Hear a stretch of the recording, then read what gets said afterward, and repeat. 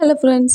நீ நான் காதலில் என்ன ஆகுதுன்னு பார்க்கலாமா? ராகம் உட்காந்து சாப்பிட்டே இருக்கிற டைமில் பாட்டி கேட்பாங்க, என்னப்பா நீ மட்டும் வந்திருக்கிற, அபியை காணோன்னும் போது அப்படி திரும்பி பார்த்தோன்னே அபி அப்படியே நடந்து வரும்போது அபியோட ஜாக்கெட் பின்னாடி வந்து நம்ம ராகவோட வேஷ்டி வந்து ஒட்டின்னு இருக்குங்க.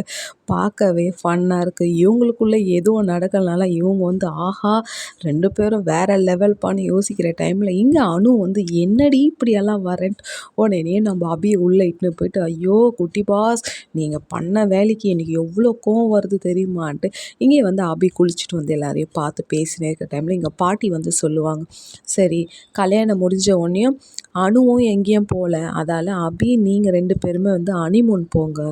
போது ராகவால் எதையுமே பேச முடியாது. அபியில் இந்த மூஞ்சிக்கிட்ட இந்த சீடால் மூஞ்சி கூட வேற ஹனிமூனா ஒரு நைட்டு ஒரு ரூம்லேயே தூங்க முடியல. இவர் கூட ஒரு வாரம் ஹனிமூன்னா அவ்வளோதான், எனக்கு பிபி சுகர்லாம் வந்துடும்னு அபி வந்து மெயின் வாய்ஸில் பேசும்போது பாட்டி வந்து சொல்லுவாங்க, என்ன அனு நீயும் ஆகாஷும் போயிட்டு வாங்க கூடன்னும் போது அப்படியே வந்து அபி வந்து சொல்லுவாங்க, இல்லை பாட்டி எனக்கு நிறைய ஆர்டரெல்லாம் இருக்குது, என்னால் எங்கேயும் போக முடியாது பாட்டி, அப்புறம் போய்க்கலாமே போது இங்கே ஆகாஷோட அம்மாவுக்கு ரொம்ப சந்தோஷம், இப்பயாவது உண்மையை சொன்னியடியா